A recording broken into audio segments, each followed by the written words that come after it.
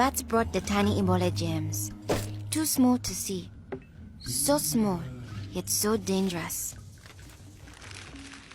Without realizing, Grandfather rubbed a little blood in his eye. Ebola germs came into his body.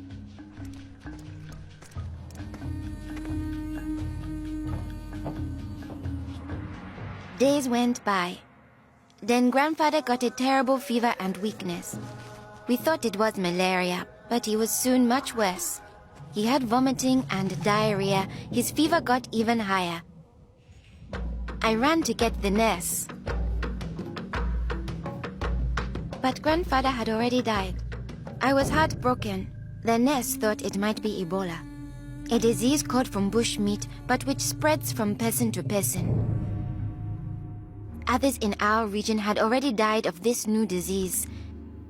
Unless we understood the disease and followed the rules, it could spread further and kill many more people. She explained that Ebola was in the body fluids of someone who was sick or had died of Ebola. Their sweat, tears, mucus, saliva, vomit, diarrhea, urine, breast milk, sexual fluids, and blood. When we touch a sick person's body fluids, the Ebola germs can get into small breaks in our skin or into our eyes, nose, or mouth. The Ebola germs spread into our body and make us sick. When somebody dies of Ebola, that body is much more contagious. No one should ever touch the dead body. The nurse advised us to wash our hands with soap and water right away. She contacted the trained burial team to help us bury Grandfather's body safely. The burial team came. They comforted us and explained what they had to do to protect us. The team wore protective clothing that kept them safe from the dangerous germs.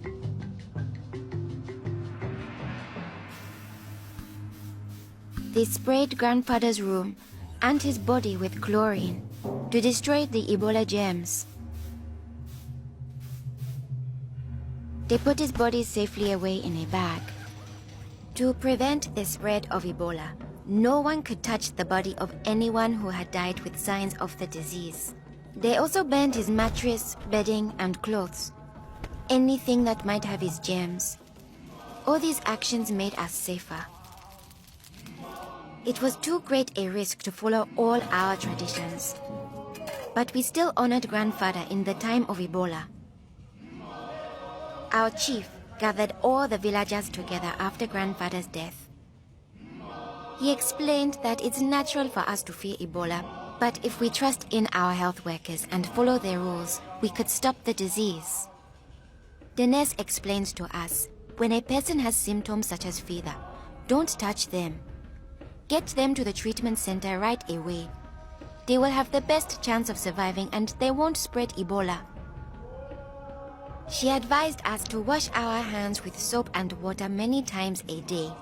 The whole village agreed to follow these rules.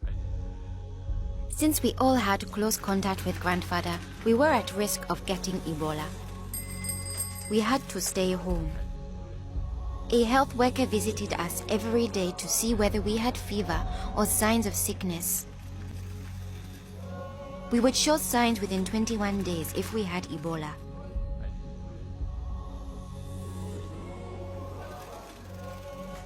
Many days passed, and I thought we would all stay healthy. But one morning, I found my mother burning with fever. I knew I couldn't touch her.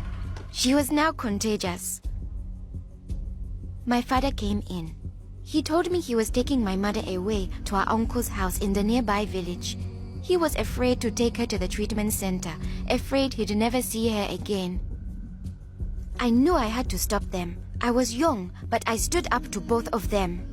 I told them if this could be Ebola, she must go to the treatment center right away.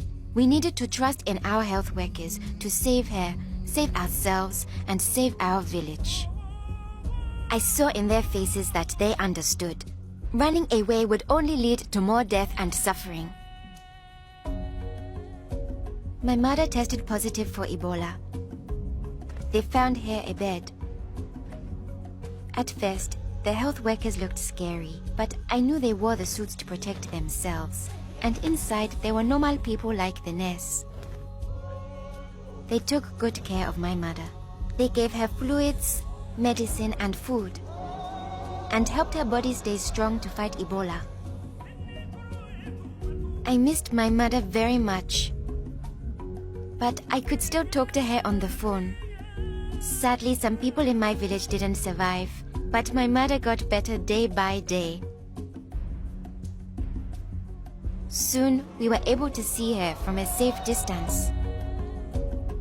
One day, the nurse announced that my mother would live. Now we were safe to hug and kiss her. It was a day to celebrate. Our village followed their rules. We trusted our health workers, brought our sick for care right away, called for the safe burial team when one of our people died, and we always washed our hands with soap and water.